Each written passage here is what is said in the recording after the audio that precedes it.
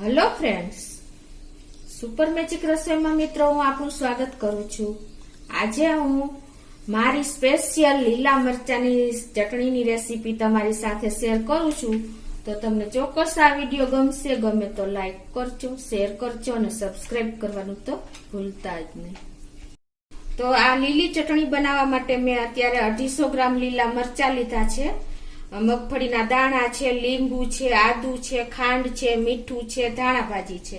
આટલા ઇન્ગ્રેડિયન્ટ લેશું મિત્રો। તો હવે આપણે બનાવવાનું ચાલુ કરીએ।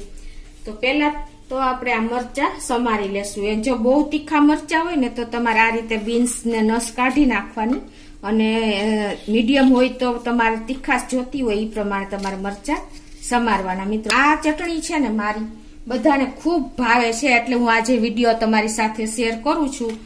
ઘણા લોકોને મને રિવ્યુ આવ્યા કે તમારી ચટણી બહુ ભાવે છે, મારા ફેમિલીમાં કે બધે સગાવાલામાં, ફ્રેન્ડ સર્કલમાં, એટલે હું તમારી સાથે આજે આ વિડીયો શેર કરી રહી છું। મિત્રો એક વખત ચોક્કસ આ મારી ચટણી બનાવજો અને પછી મને કોમેન્ટ્સમાં કહેજો કે તમને કેવો ટેસ્ટ લાગ્યો। તો આ રીતે હું બધા મરચા સમારી લઉં છું। કે મિત્રો જો તીખા મરચા હોય ને તો તમે આ રીતે એનું ઉપરનો સ્ટેન્ડ પકડીને પછી તમે આ રીતે જો મરચાનું ડીટ્યું પકડીને પછી આ રીતે સમારશો ને તો એના બીન્સ એની રીતે અલગ જ રહેશે અને તમારી ઉપરથી મરચા કટ થઈ જશે। જો હું તમને એક ટ્રીક બતાવું છું, તમને ખ્યાલ આવી ગયો હશે। આ રીતે જો આપણે મરચા સમારી લીધા છે। હવે આપણે એક મિક્સર જાર લેશું અને એમાં આપણે 1/4 કપ જેવા કાચા જ મગફળીના દાણા નાખી દેશું અને 1.5 ઇંચ જેવો આદુનો ટુકડો નાખી દેશું અને આ જે મરચા સમાર્યા છે ને એ બધાય નાખી દેશું। એટલે આપણે જો એક વખત ફેરવીને પછી પાછા થોડાક મરચા નાખશું। તમારે નાનું મિક્સર જાર લીધું હોય ને તો એ રીતે તમારે કરવાનું, અને મોટું લીધું હોય તો બધા આવી જાય। એક મોટી સાઈઝનું આપણે લીંબુ નીચોવી દેશું આ રીતે।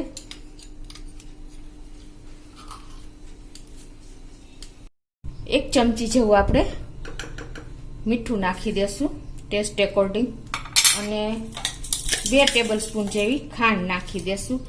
આ ચટણીમાં મિત્રો આપણે ખટાશ, ગળાશ અને તીખાશ ત્રણેયનું બેલેન્સ હશે ને એટલે ચટણી આપણી ચટાકેદાર થશે। 1/2 ટીસ્પૂન જેવી હળદર પણ નાખી દેશું એટલે એકદમ સરસ કલર આવે છે, અને 1/2 કપ એટલે કે અડધી પાણી આપણે ધાણા ભાજી પણ નાખી દેશું, અને હવે આને ઢાંકણું બંધ કરીને આપણે પીસી લેશું। તો જો આપણે મિક્સર જારમાં ચટણી પીસી લીધી છે, અને જો મિત્રો આવું દરદરું ટેક્સચર રાખવાનું છે। જોયું તમને ખ્યાલ આવી જતો હશે। જો કેવું લુક એનું આવે છે, એકદમ દરદરું। આપણે ધાણા ભાજીની કણી પણ સેજ જો આમ એનું ટેક્સચર જો દેખાય છે, કણ ધાણા ભાજીનો ગ્રીન કલર પણ દેખાય છે, પેસ્ટનો કલર મરચાનો પણ દેખાય છે, અને સેજ આપણે હળદર નાખી છે ને એને હિસાબે આપણું લુક સરસ આવે છે। તો મિત્રો આપણે જો આ એકદમ ઈઝી રીતે મેં તમને મારી સ્પેશિયલ ચટણી તમને શેર કરી છે। મિત્રો જુઓ, તમે આ ચટણી તમે એકવાર ખાશો ને મિત્રો એટલે તમે મને યાદ કરશો કે આ રીતે બનાવશો ને તો એટલી ટેસ્ટી થાય છે કે તમે એક વખત વિડીયો મૂકો એટલે મેં આ ચટણી તમારી સાથે સુપર મેજિક રસોઈમાં શેર કરી છે। મિત્રો એકદમ ટેસ્ટી ચટાકેદાર થઈ છે, એનું ટેક્સચર પણ એટલું જ સરસ આવે છે, અને બધા ઇન્ગ્રેડિયન્ટ પણ એટલા જ હેલ્ધી છે। આપણે આ ચટણીને નથી ગેસ ઉપર ચડાવવાની કે કોઈ જાતની ઝંઝટ નથી, ખાલી આપણે બધું મિક્સ કરીને આપણે જે રૂટીન ચટણી બનાવી છે ને એ જ રીતે, પણ મેં મારી રીતે તમને શેર કરી છે બધા પરફેક્ટ મેજરમેન્ટ સાથે। તો જો એકદમ દરદરો દાણો દેખાય તમને, જો મરચાનું એનું ટેક્સચર જો,